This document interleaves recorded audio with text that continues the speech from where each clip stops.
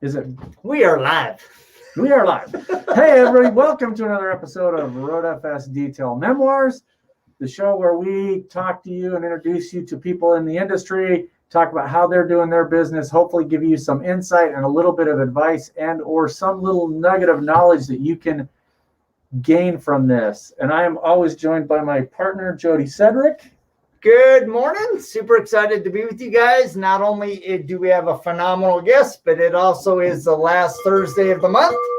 So we are doing our Buff and Shine RoadFS 2021 Business Enhancement giveaway today. So get ready for that. Somebody's going to win some goodies. Yep. So today we are joined by Bernice from Pure Luxury. Is it Pure Luxury? Tint and detailing service. Yes, that is correct. So, and you are out of Chandler, Arizona. Yes. And you always have a beautiful smile. I mean, absolutely. Every time I see you, you're always smiling. So I think I was born that way. Came out smiling like, oh, okay, this is going to be a happy kid. That's good. Well, we like happy kids. Well, we're super excited. So let's just cut to the chase. Let's start. How did you get into detailing? You know, it's been really fun because I actually met you. We met you, or at least I know I met you at SEMA 2 years ago, which seems like forever ago, pre-COVID. Yeah. And you were part of the ladies panel with Diane Doyle, Jennifer Turcott, and Sydney Bray. Correct. Gwen from iWash Detail. And I just was really impressed as I was listening to you ladies, each of your story, each of your perspective. And I'm like, I got to hear Bernice's story. So how did you get into the detailing industry? Well, what was my punishment back then became a blessing in my current life. I was really good at talking back and saying shut up and stupid, which were no-nos in my home. And I don't know. I just wanted to talk back. I wanted to do what I wanted to do. I had my own agenda and I had things to do. And I always got these stops by my parents. No, you can't do that. No, you can't do that. No, you can't say that. And so anytime I got in trouble, it was either, okay, do you want a spanking or do you want to go work on cars with your dad? Well, that's easy. I don't know any kid that said, please beat me. Right. So I'd work on the cars with dad. And after a while, spankings were not an option. It was just like, go work on the cars with your dad. And it's like, okay. And so that's what I did. And then 17, I said, I'm not working on cars no more. I'm done. I'm leaving. And I never want to dirty my hands again. So you figure out the cars, Dad. And he was a body man and a mechanic, and a very good one in our city of San Antonio, Texas. And I left. I left because I was done. And I went off and married this man that my parents didn't like. And it was horrible. 2.5 years. I was in a very, very violent relationship. And in the midst of it all, I had a couple kids and was hospitalized several times due to the violence. And I rebelled again. One day I just started working out, and I said, you know what? I'm going to leave. How do I leave?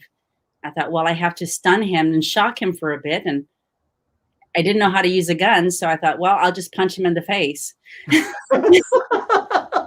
And, in elementary, that was pretty normal because I got tired of boys trying to kiss me. So I'd punch them. That's what happens when you have a beautiful smile and a 7-year-old kid. It wasn't funny. It was just that I smile a lot. So I did it, and I picked up those two babies. I had a 2-month-old and a 2-year-old and a 4-month-old, and I just picked them up and I ran to the closest fire station, which was 5 blocks away. And I was in pretty decent shape, so I made it. And I said, call the cops, hurry up. And they did. And it was just, that moment just changed my life completely. Yeah. And they said, well, are you going to go back? I'm like, no, I need to hide. Where do I hide? And they're like, well, you can't hide here. And I thought, okay. So I said, just put him in jail so I can get all my stuff. And they did that. And for 2 whole days, I just got my stuff and I left everything there because I knew I had no place to put it. And the kids and I ended up living in a car. It was a Celica Supra. Wish I still had it today. I'd be pretty wealthy if I had one. Yeah, no kidding. But so, yeah, we lived in a car for a couple months and lived at a park. And I helped the homeless there because I had a job.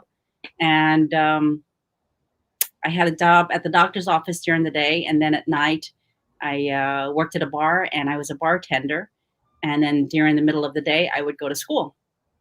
So I hired a live-in sitter. And so not a live-in, but I would take the kids to her and she would take care of them during the day. And then at night, I would take them to this other house and they would take care of the kids at night until I got off of work at 3 or 4 in the morning. And that was scary because the bar, a lot of them, the Hell's Angels began to hang out at this bar and it was a pool hall. So I learned how to play pool and I learned how to hustle playing pool and I started making good money. So I quit bartending and I started playing pool against these guys and made them pretty mad. So I had to go there. I don't know how I got good. I think it was just I didn't want to be broke. I mean, the thought of living on the streets was bad enough. But I did have money because, I worked 2 jobs. But it was scary. It was very scary. And I had no resources or thought that there were no resources. So I thought, man, I need something to make me happy because even though I had left him, he would still find us and it make my life pretty traumatic. So I had to keep moving from park to park.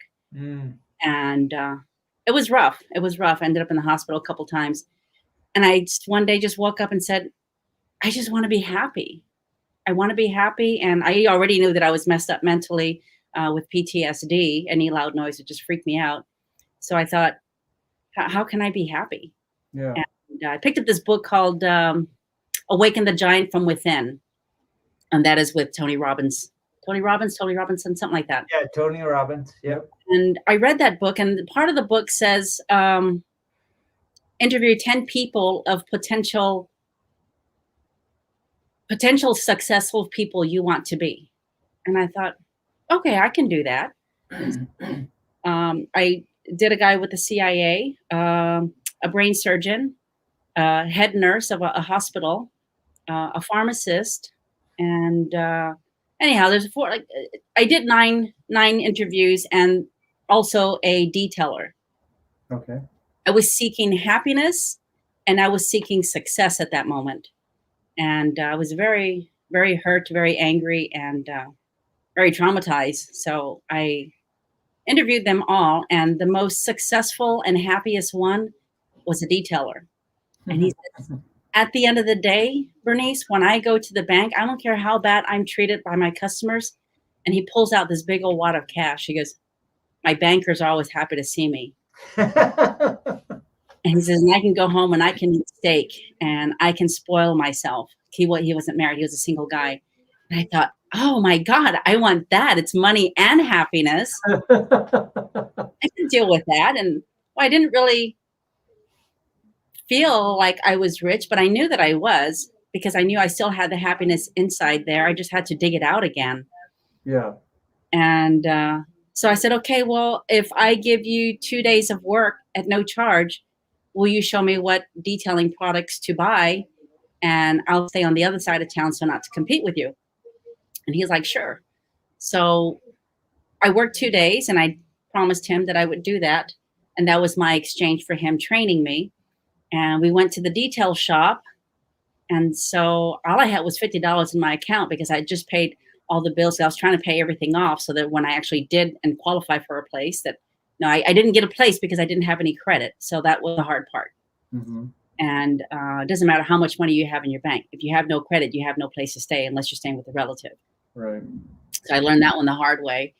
And it came out to $49.98 by the grace. Wow, that's crazy. I was at the register and I just started crying and like, ma'am, are you okay? It's like, yes, I'm fine. And it was like, there are no coincidences. And for the first 6 months out, business was just great. And I thought, is this what God wants me to do? I don't want to get dirty. I don't want to be stinky. This is horrible. but he just gave me all the green lights to keep going and keep going. And I had several fleets. I had State Farm Insurance, all of their company cars. I had the jail. I had the police department. I had the sheriff's department. I had the judges' chambers. And so I surrounded myself by all the people I thought that could help take care of me because of who my ex-husband was. And I just got tired of it. And I got tired of being stinky and gross and dirty. And I was happy and I always had money, but I didn't want to be that. So I kept going back and forth between corporate America and being successful and detailing when I get tired of all the dog and pony shows in corporate America. Yeah. And here I am today. You know, I sold a really, really nice job in a large city for $198,000. And it was one of the biggest jobs sold for window tint back then in 2010. And I was super excited. And the commission changed at the last minute. And I thought, wait, what just happened here? And although I got a good check, my commission changed at the last minute. And that was really hurtful. And I thought, I worked very hard for this. How can you do this to me? And so I thought, Bernice, it's not about you. It's about them. Wake up. This is a corporate America. Mm-hmm. And although I felt very successful, I felt like a failure at the same time. I felt like I failed myself and my mission. So again, I was seeking happiness. And I thought, well, I'm just going to go back to tinting and detailing for me and create a big job like that for me. And I didn't do any big sales like that yet because that happened in 2010. But I've created something I never thought that I could have, ever. Yeah. And this is just from the streets, from being in the hospital bed, embarrassed because of what just happened with me and my ex-husband. And was engaged 4 times, very embarrassed of it. And I thought, okay, now you have something you can commit to. What about a man in your life, Bernice? And I thought, I'm just tired of men. Right. Getting mistreated all the time. So I dated my current husband for about 15 years. And then we were engaged for 3 years. And then we just got married. We just completed a year of marriage. Congratulations. Yep. So on the tinting side, is that an automotive, or do you do residential tinting as well? We do both. We do residential, commercial, and automotive. Which in Arizona, that's a must. That's my bank. That's I'm like watching her smile, and she's going, I was seeing dollars going through your head. No, and that's one of the things we really like about this show is when we talk about the different business strategies they have, a lot of it is regional. I mean, not everybody can open up a residential tint shop and make it like you can in the Arizona or in some of the more arid climates like that. Somebody could probably do it here in Boise, Idaho. Hint, hint. Because we're. Are you telling me to get a job? I'm telling you to get a job, man. So there's it's a very arid climate, but also in the summertime, the heat is very intense. It is like Arizona in the sense that it is a very dry. We don't have a lot of humidity, and we are a high desert climate. So I think that's one of the things that, as we do this show, I love to hear people's regional business strategies, because as other people watch the show and see the episodes, they can kind of look at that, and whatever your thing is in your area, you can kind of take advantage of that and do that. So now your current company, Pure Luxury, how long have you had that in your current location? In my current location since 2012. Okay. Oh, a long time. And then you have one brick and mortar location, or are you multiple? I have one brick and mortar location. I've been looking for the past 2 years for another location close by, so that one property can kind of be the turnstile along with my classes. And then the other building, I'll have my big jobs like for paint protection, ceramic coatings, and vinyl wraps. That's phenomenal. So I have 2 questions for you. The first one, how did you dig in so hard to yourself? Because I think a lot of times, especially business owners when they're starting out, and you were facing, real tragedy going into business. And I think a lot of people, they they come into business and they just have an idea and a passion. And as soon as the challenge hits them, they're ready to shut down. So how did you just dig in and go, I'm going to make this happen. I'm going to find my success and my happiness. Where did that come from? Wow, that's a really good question. Geez, I never asked myself that. I think when I was born, not only was I smiling, but I had a huge defiant attitude coming on out right behind me. And that just stuck all my life. I wanted yeses. I got too many no's when I was a child. I always got, you can't do this, you can't do that. You have to follow these rules. And with my ex-husband, who was very controlling, and I was owned by him, I thought, again, I put myself in the same situation. I may as well just stay home with my parents. So coming out of both of those back to back, I thought, what about me? What about getting a yes? What about, and it was a little bit selfish, but I was not going to take a no anymore. I was done with those. And I think just the anger, the hurt, I wanting a yes, wanting happiness. I didn't feel challenged. The only time I felt challenged was like, okay, I'm bored. Now what do I want to do? Yeah. So how is the I mean, we've all felt some kind of adversity in the last year, nothing like you're describing before. She's like, that's nothing. What are you talking about, COVID? It's interesting because who's feeling adversity? Jody and I watched people in the first 2 weeks of last year in March go out of business. Yeah. And my thought on that, I was like, was your business built on paper mache? Because you didn't make it that long. And if you can't make it through the first 2 weeks of something that it did affect the market, absolutely. But I've seen my personal anecdotal, non-intelligent, just me talking to people, I've seen more people do better last year than they did the previous year. It goes back to not wanting a no. I'm not going to accept it. Yeah.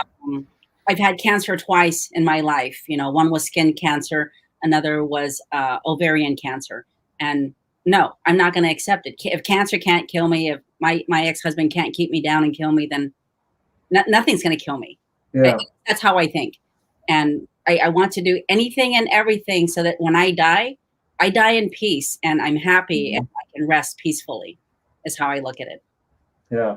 Well, Jody, you've always told me you've never met anybody as stubborn as I am, but I'm thinking. I think she's got you beat. I think she's got you beat. I mean, I'm pretty stubborn, but so. I honestly, Bernice, listening to your story, I wish we had a crowd here so we could give you a standing ovation. I mean, it's humbling to listen to your story and your determination to find happiness. And I think a lot of people, they define their success by what they're able to accomplish in their business, not in finding happiness. And I'm always talking to our team about, it's like, look, guys, I want to get to this point in our business, but I'm embracing the journey. Because the journey is just as important, if not more important, than the goal that's on the horizon. Yeah. Because it's in the journey that you make yourself, you make your team, you become an impact, not only for the industry, but also for your family. And that's really the most important to me, is the impact that you're having on your family as you're building for that success. Well, my dad always said something. He's like, just be happy. The money's going to follow. And it's weird because not only my dad said it, but, back then when I thought I was a hottie toddy, I was engaged to one, but dated a couple others they're millionaires. And one was a multimillionaire. And both of them said, don't ever be comfortable. Don't fall in love with your material items and always seek happiness, and your life will be good. Yeah, and I think too many people, they gauge their, quote, happiness and their success on a dollar amount. And the reality is there are people that are happier that have no money than people that have a ton of money. The problem is that too often in American society we gauge happiness by dollars, and it doesn't equate to the same. It's material. Yeah, and at the end of the day, the money's not going to go with you. You know, you're going to be sitting there with your family, and that's really, I think, what one of the big important lessons of the last year is people had to try to find happiness. And I know Jody's family, I know my family, we've gotten closer and closer just because of the time we spent together, and it had nothing to do with money. I mean, it was very, very simple things that we could do. And like Jody said, the journey along the way, you learn things that you can either take that lesson and say, okay, I've learned something from this, and now it's going to help shape me into a better person, or you can go the other direction and become a worse person. And, you know, from what I've seen with you, and I know that you and I, Mobile Tech Expo a couple of years ago, we had lunch together with a bunch of guys, and we just sat and, I mean, literally people were looking at us. We were just cracking up, laughing and giggling. And you know, it's a bunch of people getting together that it didn't matter whether, you know, you and I were competitors or whether you and I were customers or anything like that. It was just people getting together and enjoying being around each other. And I think that is, to me, that's way more important than anything else we're doing. You know, one of the most, the things that has humbled me and Jody as business owners is a couple of years ago, we were awarded here in Idaho as the best place to work in Idaho. And that was rated by our employees and by a bunch of different criteria. And it really means a lot to us that most of our employees have been with us 7, 8, 10 years. They really, they stay with us, and they have really put their life into our hands as business owners. And that means a lot to us. It's not a, you know, stop along the way somewhere. It's they've invested in us. We invest in them. There's several of our employees that we were friends with that we brought on because we knew them already. It wasn't a blind interview. And so I think your journey along the way, you know, your last days should be a smile on your face and a celebration of what you've accomplished as opposed to a struggle, you know? Yeah. I mean, that's just that's the easy stuff. I mean, wow. I mean, I think that, you know, being in sports in high school and middle school and achieving all those awards and beating all the records that I did throughout my life, that's what kept me going, because I was just really good at running. Mm-hmm. You know, I didn't want to be committed. I was anti-committal, and I was used to being in sports and being competitive, and I had to win. And before I died, I was going to win. Yeah. I can die today and be like, okay, I'm good. Don't revive me. That's awesome. Yeah. So what do you think, looking back, what do you think has been, you know, if you were telling another business owner the 2 or 3 things that you think are keys to helping them win in their business, what would those things be? Whatever it is you choose, be the best at it. Doesn't matter what your neighbor's doing. Doesn't matter there's 5 others doing the same thing around you. Be the best at it. Because you can pay for all this marketing and branding and let them keep your money, or you can be the best at it and keep the money in your bank. Yep. Not do any marketing and branding and just let your work market and brand for you. Right. And I think that speaks volumes. You know, you look at a lot of companies out there, and they're spending tons of money on marketing and branding, and that's great for them. That's how they want to claim success. I want to claim success and be like, oh, but if you go to that car girl, man, she's good. And she does a one-stop shop. You can do everything there. And I don't want to pay them for marketing and branding. My customers, my cars, they do my marketing and branding for me. So be the best. I mean, even if it's just mopping floors, be the best floor mopper ever. Yep. And everybody will notice. Everybody remembers that janitor from high school that always kept the cafeteria room clean, because we know that we put him through crap. But everybody Yeah. Food fight. Yeah. I met a guy once that was he actually was a janitor like that at a big corporation, and he was the happiest guy in the world. And that was his philosophy. He said, I am the best toilet scrubber you will ever meet in your life. And he was happy doing it. He wore a suit and tie, and he was just super happy to do it. And he was a lifer. I mean, he'll be there forever because he had the best attitude doing it. And I like what you said, because you can speak for yourself. There might be somebody in your area that does more marketing, but as soon as they get a crappy job, they're going to come back to you and do it with you. So, yeah. And the other thing there, ladies, if you're listening, don't take any crap from anybody and learn how to use your fist. So, Yeah. Fist, elbow, feet, yeah. legs. Yeah. Oh yeah. No, that's fantastic. So I'll never forget when I was in 5th grade, and there was this guy. I still remember his name to this day. His name was Robert, and he's always trying to kiss me. So he'd say, "Well, I'll be on her team." I'm like, "Nope, I don't want you on my team." So I would always play with David and Pedro because they would protect me from Robert. One day, Pedro and David were on the other field, and I got stuck on this other field with Robert, and I was like, oh, crap. So I thought, okay, I'm going to play hardball. And so I kicked the ball, and it accidentally hit him in the face. He's like, you're going to get it. I'm like, yeah. I said, I already gave it to you. And when I wasn't paying attention, he got me, and he kissed me, and I punched him. And then I got in trouble. And I was like, why am I in trouble? My parents told me don't kiss boys. I was protecting myself.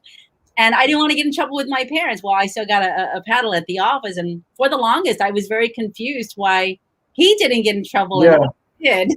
Yeah. Oh yeah. Total double standard there. Yeah. That's my daughters. I've got 3 daughters, and I've, told them all along, you don't take any crap from anybody. My oldest daughter was extremely competitive, extremely tough, and didn't take crap from anybody. And she had boys that she had to get in fights with, and I always ask, guys, what did you do? Well, he tried to do this. I have no problem with that at all. Right, You good. have 100% backing from me, So Did you hit him twice?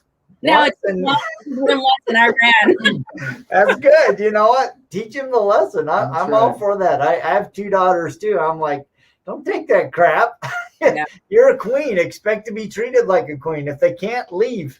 Yeah. So 100%. make him regret the choice of treating you poorly. So Yeah, well, I learned. I never had a boyfriend, so to speak, before my husband. So I didn't know what to expect from a marriage because I didn't even know how to have a relationship with a man. But I'm glad that I knew better than to stick around. yeah, no, well, I am too. That's so awesome. am I, and I love your story. So before we have everybody learn how they get in touch with you, we have to do our giveaway. So everybody, as you know, we have a year-long giveaway or longer. It is a giant box full of Buff and Shine pads, RoadFS software, stickers, goodies, all kinds of stuff. There might be mystery stuff in there as well. We've been doing this since October. We're going to continue doing this throughout this year and maybe longer. We've got a couple of other vendors that are highly interested in doing this continuing thing. So and I did put your name in there, name Bernice. is in the hopper. You get at least one of these Buff and Shine kits. There's tons of pads in there. There's bigs, there's smalls, there's all kinds of stuff. So everybody, that if you don't know how to get involved in it, you just go out to our YouTube channel and subscribe. You take any of your social media platforms, you put in the hashtag Reflection Artist, hashtag RoadFS, and hashtag Buff and Shine Manufacturing, and you're in the drawing. That's all it takes. Say something nice about us, get in the drawing, and we will continue to draw your name from this thing. So, as of right now, we have all these wonderful things. Drum roll, please. And the winner of this month is Sarah Riles. Woo! Yay, we got a girl. So we will get you. Yes, we got a girl. That's awesome.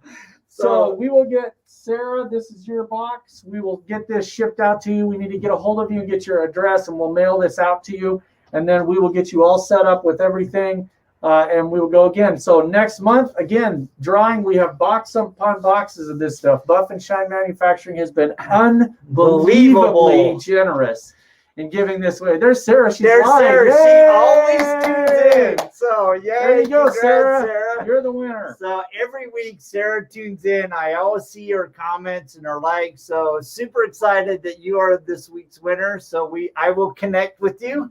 and we will get that box of Buff and Shine pads set out, and we'll also get you set up for RoadFS. So for a month or two. So yeah, we're super excited. So Bernice, how do people get a hold of you that are in Chandler if they don't know how to get a hold of you?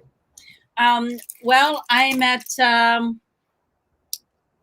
across catty corner to the Chandler Harley Davidson, right off the main highway, which is Highway 10. And you can reach me at 480-560-8143. Or my address here is 7050 West Chandler Boulevard. We're in Suite 1. And there's always a bunch of cars, so you always know that we're home with all the cars outside. That's awesome. That's super cool. Well, we're super excited to have you on here. I mean, like I said, I really enjoyed meeting you the multiple times we have been together. We'll have to, next time we go to lunch and have a giggle fest, we'll have to take Jody with us because he loves to laugh. So. I love to laugh and have a good time. And I just want to thank you for your story. It is powerful. I'm getting old because I'm starting to get leaky. And I'm like, dang it. But no, kudos, as I said, standing ovation to you and your story. Thank you for sharing it. Thank you for being such an impact and a leader in the industry. Yeah. We need more women like you that are saying, you know what? I'm going to stand up for myself. I'm going to seek happiness. I'm going to seek success. And I'm going to celebrate myself and my family in the process. So and be positive. That's the one thing that I would say is I really enjoy people that are positive, that go that route instead of the really negative route that a lot of people in the detailing industry go. I don't understand it. I don't know why people think that being nasty and being negative is the way to do it. Your customers see that stuff, and I would rather go to somebody that's happy and upbeat and out in the world puts out a positive vibe than going to somebody that is beating down their competition or their neighbor or whatever. So thank you.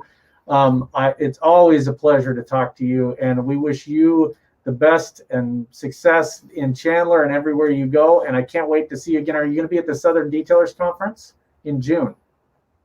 I mean, if it goes through, I know it hasn't the past couple of years, but hopefully it does. And definitely be there. Awesome. Well, we hope to see you there and at other events this year. So thank you very much. Thank you guys so much. I'm super honored to be a part of your show. Thank you. Well, thank you. You have a fantastic day. And all of you that are tuning in, thank you so much for joining us every week. Please make sure to like, share, and subscribe. And we will check you same time, same bat channel, just next week. See ya. Bye.